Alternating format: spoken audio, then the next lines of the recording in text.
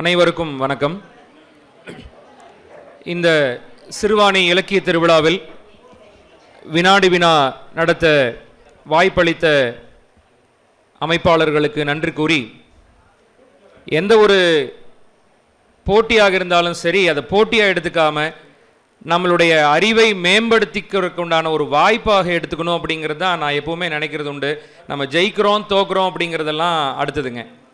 அதில் இப்போ இன்னும் சொல்லப்போனால் நான் எடுத்திருக்கிற கேள்விகள் எனக்கே முதல் தடவை, இதெல்லாம் இப்போ தான் நடந்திருக்குதா, இந்த கொங்கு மண்டலத்தில் இவ்வளோ பெருமை இருக்கா அப்படிங்கிறது நான் இதை எடுக்கும்போது தான் என்னால் தெரிஞ்சுக்க முடியுது.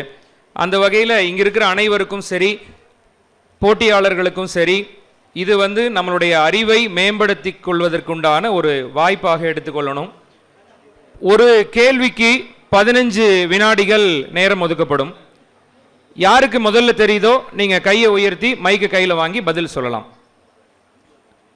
சிம்பிளாக சொன்னால் ரேபிட் ஃபயர் ரவுண்டு மாதிரி தான். ரொம்ப படபடப்பு வேண்டாம். தெரிஞ்சால் பதில் சொல்கிறோம், தெரியலனா அதுக்குண்டான விஷயத்தை நம்ம தெரிஞ்சுக்க போகிறோம், அவ்வளோதான். Very simple. ரைட்டுங்களா? ஆரம்பிக்கலாமா? கமல்ஹாசன் ஸ்டைலில் கேட்க முடியாது, ஆரம்பிச்சிடலாம். முதல் கேள்வி, 1908 கோவை சிறையில் அடைக்கப்பட்ட தமிழ்நாட்டில் முதல் சுதந்திர போராட்ட வீரர் யார்? மீண்டும் கேள்வி சொல்கிறேன். 1908 கோவை சிறையில் அடைக்கப்பட்ட தமிழ்நாட்டின் முதல் சுதந்திர போராட்ட வீரர். 4 ஆப்ஷன் கொடுத்துருக்கோம். 1 மங்கள் பாண்டே, காந்திஜி, வல்லபாய் பட்டேல், வஉசி.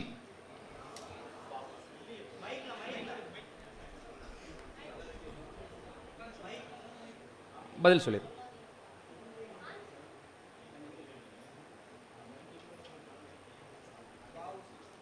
வஉசி 1908 ஆண்டில் கோவை சிறையில் அடைக்கப்பட்ட முதல் தமிழ்நாட்டின் முதல் சுதந்திர போராட்ட வீரர் வஉ சிதம்பரனார் பிள்ளை. சரியான பதில்.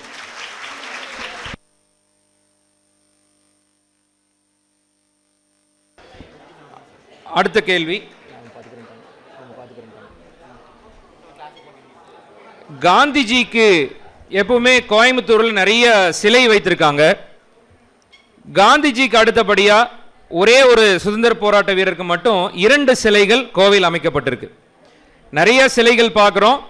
காந்திஜிக்கு அடுத்தபடியாக 2 சிலைகள் கொண்ட விடுதலை போராட்ட வீரர் கோவை சேர்ந்தவர். அவருடைய பெயர் என்ன? Option Rajaji, Periyar, Nehru, N G Ramasamy. மைக்கில் பதில்.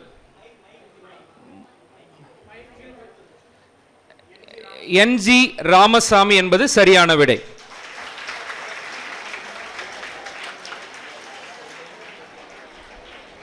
நான் திரும்ப சொல்றேன், இங்க இருக்கிற நிறைய பேருக்கு இதற்கு உண்டான பதில் சில பேருக்கு மட்டும் தெரியறதுக்கு உண்டான வாய்ப்பு இருக்கு. காரணம் என்னன்னா, நம்மளுடைய வரலாறு நம்ம அதிகம் தெரிஞ்சுக்கல.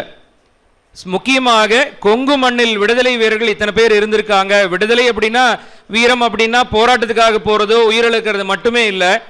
சின்ன சின்ன விஷயங்களை அவங்க அர்ப்பணிப்பு செஞ்சிருக்காங்க. அதையும் சேர்ந்துதான் நம்ம விடுதலை பெற்றிருக்கிறோங்கிறத இந்த நேரத்தில் தெரிவித்துக் கொள்கிறேன். அடுத்த கேள்வி, விடுதலை போராட்டத்தில் ஈடுபட்டு சிறை சென்றவர்களுக்காக இலவசமாக வாதாடியவர் யார்? Option Rajaji, Ambedkar, C Subramaniam, N G Ramasamy. Rajaji, Ambedkar, C Subramaniam, N G Ramasamy. விடுதலை போராட்டத்தில் ஈடுபட்டு சிறை சென்றவர்களுக்காக பணம் பெற்றுக்கொள்ளாமல் இலவசமாக வாதாடியவர் Rajaji, Ambedkar, C Subramaniam, N G Ramasamy. C Subramaniam சரியான பதில்.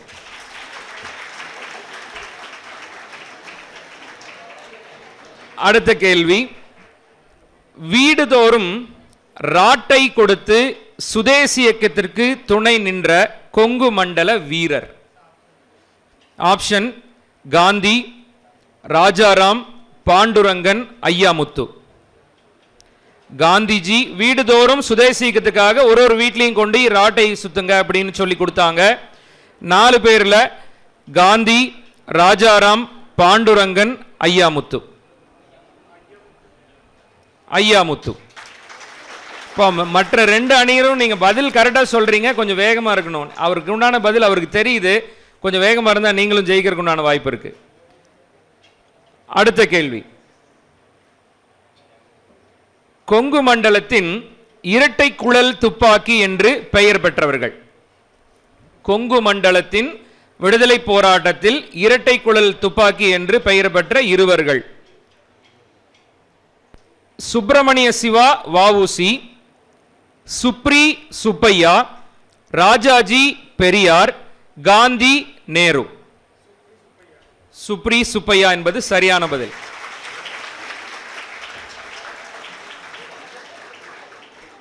இல்ல, இவங்க பேர்லாம் நமக்கு தெரியாமே போயிருக்கும். விடுதலை வீரர்கள் அப்படின்னா நம்ம காந்தி, நேரு, திலகர் இப்படியே போய்க்கிறோங்க. நம்மளுடைய மண்ணில் வாழ்ந்து நம்மளுடைய விடுதலைக்காக பெயர் தெரியாமல், இன்னும் சொல்ல போனா நம்ம தெரிந்து கொள்ளாமல் வாழ்ந்தவர்கள் இவங்க எல்லாம். அடுத்ததாக அடுத்த கேள்வி, பெரும் பணக்காரராக இருந்தும் உப்பு சத்தியாகிரகத்தை நடத்தி கொடுத்து கொங்கு மண்ணில் விடுதலை வேட்கையை தூண்டியவர். பெரிய பணக்காரர், ஆனா உப்பு சத்தியாகிரகத்துக்காக தன்னுடைய பணங்களை செலவழித்தவர், விடுதலை வேட்கையை தூண்டியவர். 4 அவினாசிலிங்கம் செட்டியார், சுப்பையா நாயுடு, வெள்ளியங்கிரி கவுண்டர், சுப்பிரமணிய முதலியார்.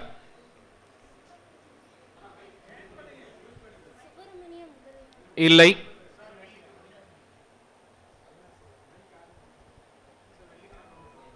வெள்ளியங்கிரி கவுண்டர் தவறான பதில். ஒரு அணியினருக்கு ஒரு தடவை மட்டுமே.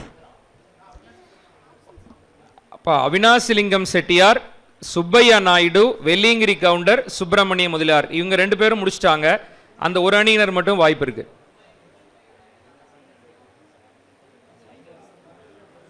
சார் தெரிஞ்சோ தெரியும், பதில் சொல்லுங்க, அப்பதான் அவங்களுக்கு தெரியும். 4 பதில் மறுபடியும் சொல்றேன். அவினாசிலிங்கம் செட்டியார், சுப்பையா நாயுடு, வெள்ளியங்கிரி கவுண்டர், சுப்பிரமணிய முதலியார்.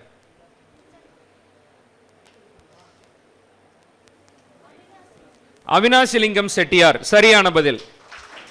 டீம் 2 சரியான பதிலை தந்துள்ளார்கள். அடுத்ததாக, வேதாரண்யத்தில் நடந்த உப்பு சத்தியாகிரகத்தில் கோவையைச் சேர்ந்த 16 வயது நிரம்பிய இளைஞர் ஒருவர் கலந்து கொண்டார். அன்னைக்கு அந்த 16 வயசுலேயே அவருக்கு நாட்டப்பற்ற பற்றும் விடுதலை வேட்கையும் அதிகமாக இருந்த காரணத்தினால இங்கிருந்து வேதாரண்யம் சென்று உப்பு சத்தியாகிரகத்தில் கலந்து கொண்டாருங்க. 4 பேர்ல யாரு சரியான ஆள்னு கண்டுபிடிங்க. முதல்ல திலகர், அவினாசிலிங்கம் செட்டியார், சுப்ரி, ஜி.கே. சுந்தரம்.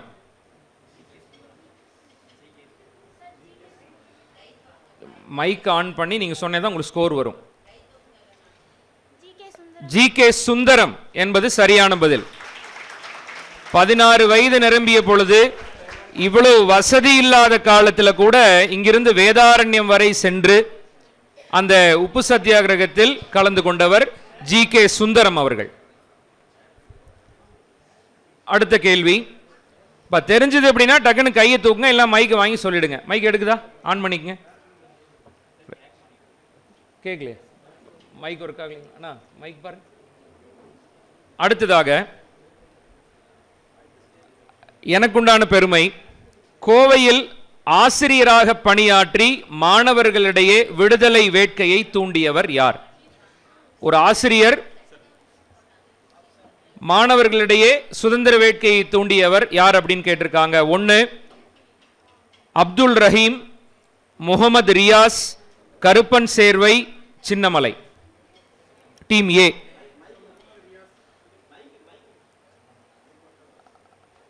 மைக்ல சொல்லுங்க, அப்பதான் அவங்களுக்கு கேட்கும். மைக் ஆன் பண்ணி சொல்லுங்க. முகமது ரியாஸ். முகமது ரியாஸ் தவறான பதில். தவறான பதில்.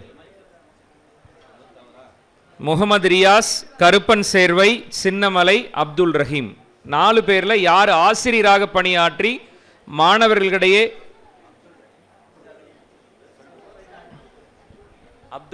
அப்துல் ரஹீம் என்பது சரியான விடை. அடுத்ததாக, கள்ளுக்கடை ஒழிப்பில் கொங்கு மண்டலத்தின் முன்னோடியாக திகழ்ந்தவர் இவர். கள்ளுக்கடை ஒழிப்பில் கொங்கு மண்டலத்தின் முன்னோடியாக திகழ்ந்தவர். இவருக்கு பெரிய தென்னந்தோப்பெல்லாம் இருந்தது. இருந்தாலும் கள்ளுக்கடை ஒழிப்புல ரொம்ப ஆர்வம் காட்டினாரு.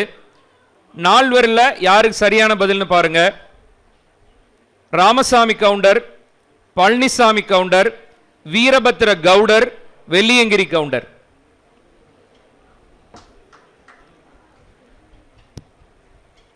ராமசாமி கவுண்டர். இல்லைங்க. அடுத்த இரண்டு அணிகள்.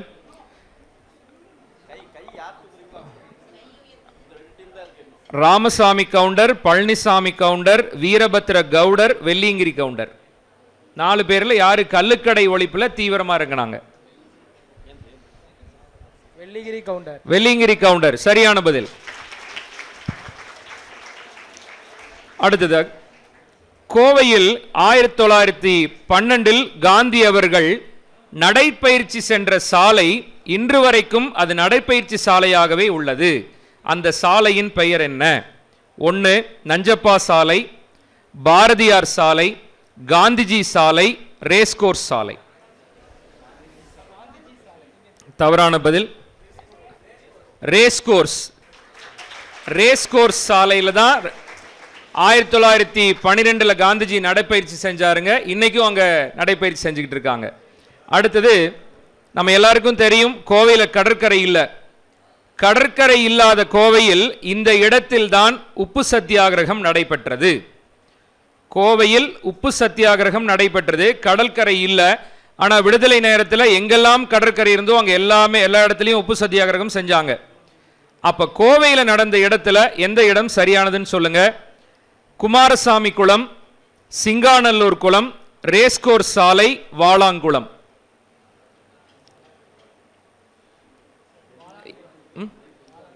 சரி, வாளாங்குளம் என்பது சரியான பதில். அடுத்தது, அடுத்த கேள்வி. 1942 இரண்டாம் உலகப் போர் நடைபெற்ற போது கொங்கு மண்டலத்தின் எந்த பகுதியில் வெடிப்பொருட்கள் தீவிரமாக தயாரிப்பு நடைபெற்றது? இரண்டாம் உலகப் போர் நடக்கும்போது கொங்கு மண்டல பகுதியில் எந்த இடத்துல வெடிப்பொருட்கள் ரொம்ப தீவிரமாக தயார் பண்ணிக்கிட்டு இருந்தாங்க? 1 சேலம், ஈரோடு, கிருஷ்ணகிரி, நீலகிரி. ஈரோடு, சேலம், கிருஷ்ணகிரி, நீலகிரி. ஈரோடு. தவறான பதில். கிருஷ்ணகிரி, சேலம், நீலகிரி. 3 பதில் இருக்கு இன்னும்.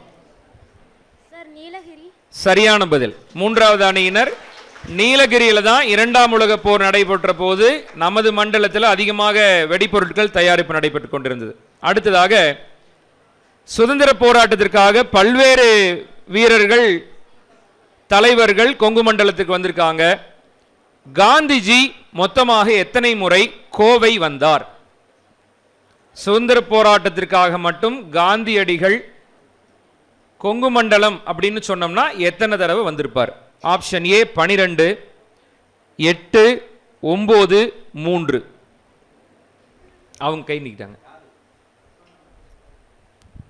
8 இல்ல. Team B sir 3. 3 முறை சரியான பதில்.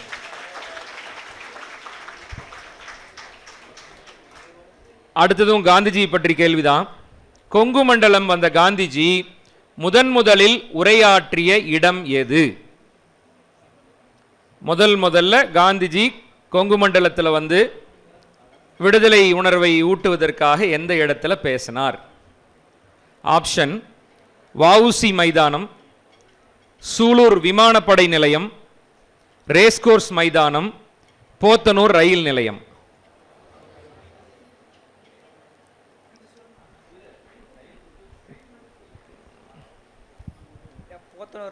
சரியான பதில். போத்தனூர் ரயில் நிலைய நடைமேடையில் தான் முதல்ல காந்திஜி அவர்கள் சூளுரை செய்கிறார்.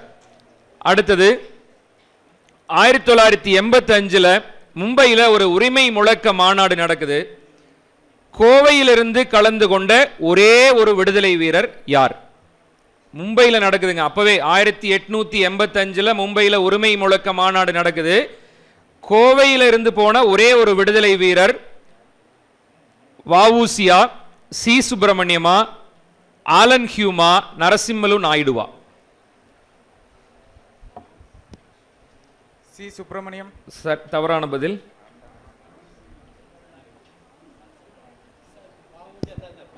தவறான பதில். நரசிம்ம நாயுடு. சரியான பதில் நரசிம்மலு நாயுடு. நம்ம எல்லாரும் தெரிஞ்சுக்க வேண்டிய கேள்வியும் பதிலும் அடுத்தது. ரவீந்திரநாத் தாகூர் நம்மளுடைய தேசிய கீதத்தை பாடினார் இல்லைங்களா? அது எல்லாருக்கும் நமக்கு தெரியும். 1926 கவிதை நடையில அந்த தேசிய கீதத்தை கொங்கு மண்டலத்தில் பாடியிருக்கார். அதுக்கப்புறம் தான் 1950களில் தான் அது தேசிய கீதமாக அறிவிக்கப்பட்டது. 1926லேயே அதை கவிதை மொழியாக, கவிதை நடையாக கொங்கு மண்டலத்தில் அவர் பாடியிருக்காருங்க. அது எந்த ஊர்ல பாடினார்? நாமக்கல், நீலகிரி, ஈரோடு, கோவை. நாமக்கல், நீலகிரி, ஈரோடு, கோவை. முதல்ல ரவீந்திரநாத் தாகூர் இங்கே தான் வந்து நம்மளுடைய தேசிய கீதத்தை கவிதை நடையாக பாடினார். ஈரோடு, நாமக்கல், நீலகிரி, கோவை. சொல்லுங்க, தப்பு சரியா சொல்லுங்க. கோவை. கோவை சரியான பதில். கோவையில் நடந்த இருக்கிற சர்வஜன பள்ளி வளாகத்தில் முதல் முறையாக இந்த தேசிய கீதத்தை அன்னை கவிதையாக பாடினார் ரவீந்திரநாத் தாகூர். அடுத்ததாக நமது சுதந்திரத்திற்காக கோயம்புத்தூர் அபிமானி, கோயம்புத்தூர் கலாநிதி, ஆங்கில கிறிசன்ட் அப்படிங்கிற நாளிதழ்கள்லாம் நடத்திட்டு வந்திருந்தாங்க. அந்த விடுதலை வீரர் யார்? சி சுப்பிரமணியம், பாரதியார், பெரியார், நரசிம்மலு நாயுடு? இல்ல.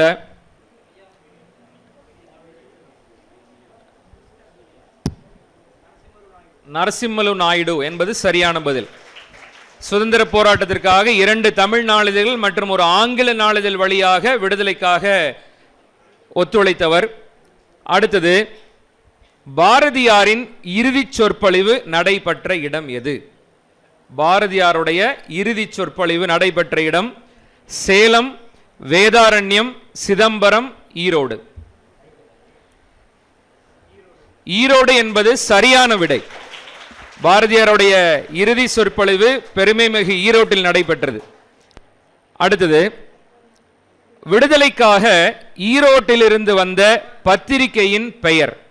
விடுதலைக்காகவே ஈரோட்டிலிருந்து நடத்தப்பட்ட பத்திரிகை, அதனுடைய பெயர் தமிழ்கனவு, விடுதலை வேட்கை, குடிமுரசு, குடி அரசு.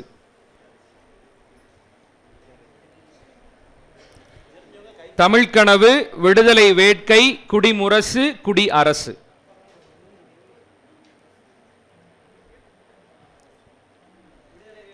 இல்லைங்க.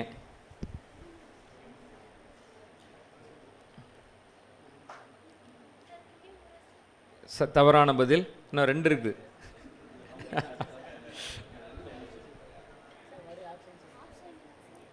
குடிமுரசு, தமிழ்கனவு, விடுதலை வேட்கை, குடி அரசு. குடி அரசு அதான் சரியான பதில். அடுத்ததாக, கொங்கு மண்டலம் அப்படிங்கிறது நம்ம இன்னைக்கு நினைச்சிட்டு இருக்கிறது திருப்பூர், கோயம்புத்தூர் இந்த ஏரியா மட்டும் தான் நினைக்கிறோம். தர்மபுரி, கிருஷ்ணகிரி வரைக்கும் பறந்திருந்த காலம் அது. தர்மபுரியை சேர்ந்த சுதந்திர போராட்ட வீரர் இவர்களுள் யார்?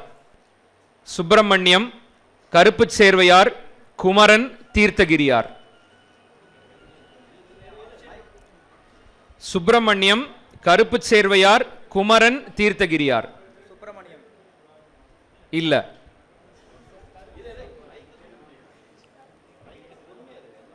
கருப்பு சேவையார். இல்ல. Last option தீர்த்தகிரியார். தீர்த்தகிரியார் என்பது சரியான விடை. அடுத்தது, தமிழக அரசினால் பாரத அன்னைக்கு கோவில் எந்த ஊரில் அமைக்கப்பட்டுள்ளது? கொங்கு மண்டலத்தில் இருக்கு. தமிழக அரசால் பாரத அன்னைக்கு கொங்கு மண்டலத்தில் எந்த ஊர்ல கோவில் அமைச்சிருக்காங்க? ஆப்ஷன்: கவுந்தப்பாடி, நெய்க்காரப்பட்டி, பள்ளப்பட்டி, பாப்பிரெட்டிப்பட்டி.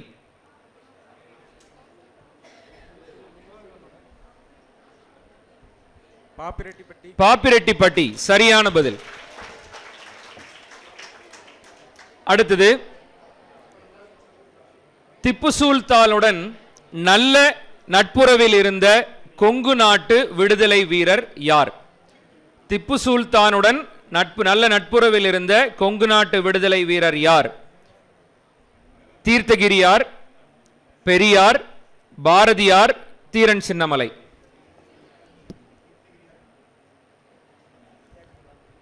தீர்த்தகிரியார். இல்ல, நல்ல நட்புறவில் இருந்தது. ரெண்டு பேருமே. தீரன் சின்னமலை என்பது சரியான பதில். தீரன் சின்னமலைக்கு அப்புறம் தான் தீர்த்தகிரியாருங்க.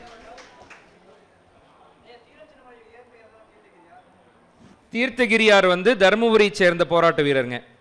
அவர் பேரு தீர்த்தகிரி முதலியார். இவர் பேரு சின்னமலை. நம்ம கூட தீரன் சின்னமலைன்னு வச்சிருக்கோம். ரெண்டு பேருமே வேற வேறவங்க. அடுத்தது, தீரன் சின்னமலை எப்போது தூக்கிலிடப்பட்டார்? நான் சொல்லிடுறேன், அதுக்கப்புறம் நீங்க சரியா சொல்லிடலாம். ஆகஸ்ட் 31, ஜனவரி 31, ஜூலை 31, அக்டோபர் 31. ஜூலை 31 சரியான பதில். ஜூலை 31. எல்லாருக்குமே தெரியும், தேசிய கொடியை கைவிட மறுத்ததால் தாக்கப்பட்டு உயிர் நீர்த்த கொங்கு மண்டல சுதந்திர வீரர் யார்?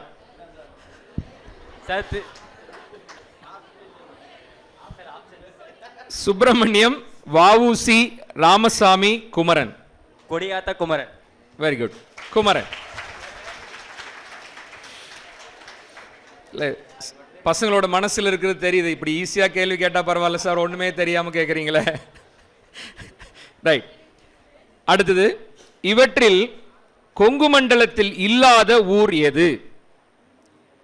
நான் சொல்ல போறதுல எந்த ஊர் கொங்கு மண்டல இதுல இல்லைன்னு சொல்லுங்க. கிருஷ்ணகிரி, கரூர், சத்தியமங்கலம், கடலூர்.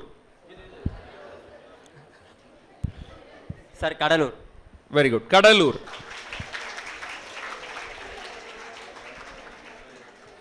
அடுத்தது, சுதந்திர போராட்டத்தில் தமிழக மும்மூர்த்திகள் யார்?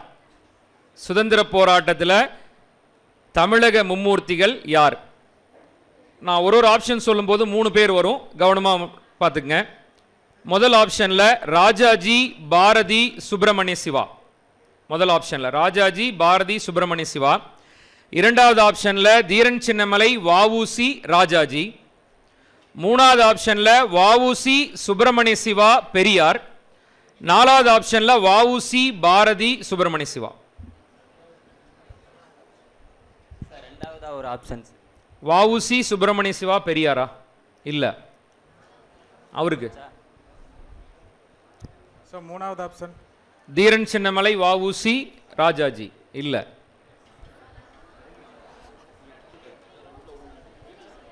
நாலாவது ஆப்ஷன். நாலாவது ஆப்ஷன் வஉசி, பாரதி, சுப்பிரமணிய சிவா. சரியான விடை.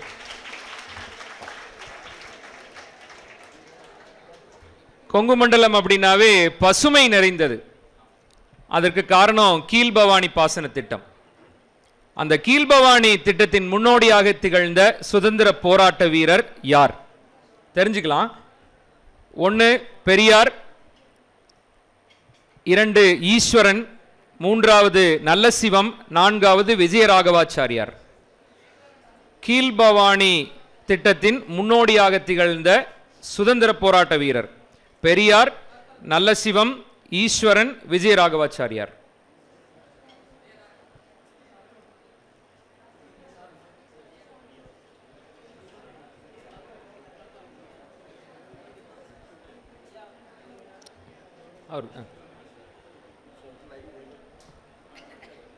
ஈஸ்வரன். ஈஸ்வரன் என்பது சரியான விடை. அவர் பேர் M.A. ஈஸ்வரன், சுதந்திர போராட்ட வீரர். இந்த கீழ்பவானி திட்டத்தினுடைய முன்னோடி அவர்தான். அடுத்ததாக, விடுதலை போராட்டத்தில் கொங்கு மண்டலத்திற்கு முதன்முறையாக காந்திஜி எப்போது வந்தார்? சரிங்களா? நீங்க அன்னைக்கே சொன்னீங்க 3 தடவை வந்தாருன்னு. இப்போ அந்த முதல் தடவை எப்போ? 1934, 1927, 1921, 1912.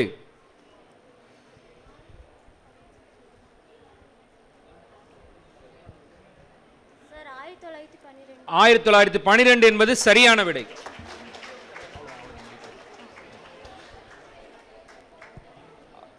ரைட்டுங்க, முடிச்சுக்கலாம் அப்படின்னு மேடம் சொல்லிட்டாங்க. அவ்வளோதான், கேள்வியும் கரெக்டாக போயிட்டே இருக்கு.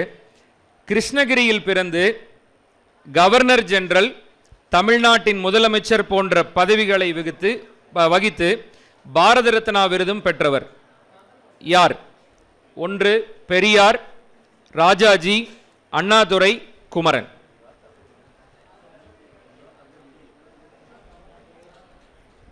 அண்ணாதுரை. இல்லைங்க,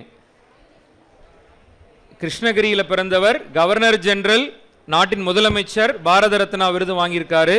பெரியார், ராஜாஜி, அண்ணாதுரை, குமரன்.